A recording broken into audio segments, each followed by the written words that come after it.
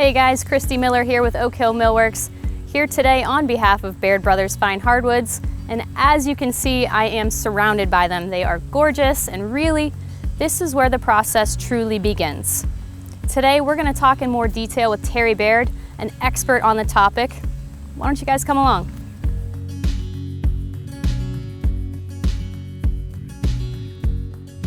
Tell me a little bit about where we are right now. We're in our trim warehouse where we keep all of our finished product ready for a retail sale. Tell me a little bit about the species poplar. Right now, poplars are our most popular species we're selling. Predominantly it's going for a paint grade product and a finger jointed product. And then we also do the solid product as well. Just lends itself to being painted real well. It's easy to work with, light, pretty durable for a softer hardwood. Okay, so for the folks at home, the finger jointed is a result of being able to reuse smaller pieces. Yeah, we're taking a lower grade product from the sawmills, cutting out the defects, gluing it back together again. Okay. Using a lower grade product to make a higher end product. Tell me a little bit about the workability of poplar. What applications are you seeing this mostly used in? You know, it's a lot nicer product to work with as far as carpentry side, say compared to MDF. When you're trying to hang trim and that, the MDF's like a wet noodle. It wants to bend and go all over the place, where poplar's more rigid. Okay, and how about staining poplar? Is that a thing that can happen here? Oh yeah. Poplar's one of them species. It lends itself to staining pretty nice. You have to watch a lighter stain. The Hardwood will show a difference, but the darker stains, you can make it resemble other species that cost more money. Okay, talk to me a little bit about the grain that you see in poplar.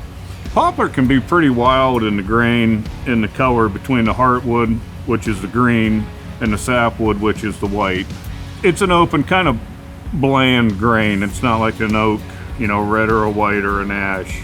It sounds to me like poplar is very versatile in its applications. So you do moldings, casings. What other ways specifically do you use poplar?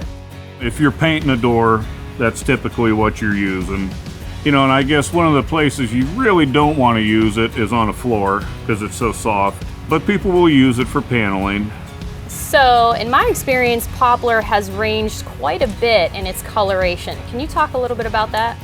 You know, the typical scenario is the sapwood on poplar is white, the heartwood's green, but then we get some mineralization of the wood to where it starts going purple and it can go all the way to black.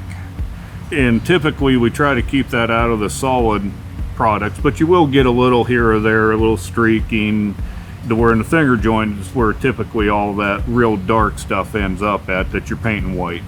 Okay, and so for folks who might want to stain poplar, what advice would you give to them? If you want it to be uniform in color, go darker. So we've learned a lot about poplar thanks to you here today, Terry. If you could tell us one more thing about poplar, what would it be? It comes in a good variety of lengths and widths. It's easy, the availability of it's really good. It's just a really nice species to work with. Well, as you can tell, there are plenty of hardwood species available to you at Baird Brothers Fine Hardwoods with lots of unique characteristics. If you need help figuring out what to choose for your next project, just visit bairdbrothers.com.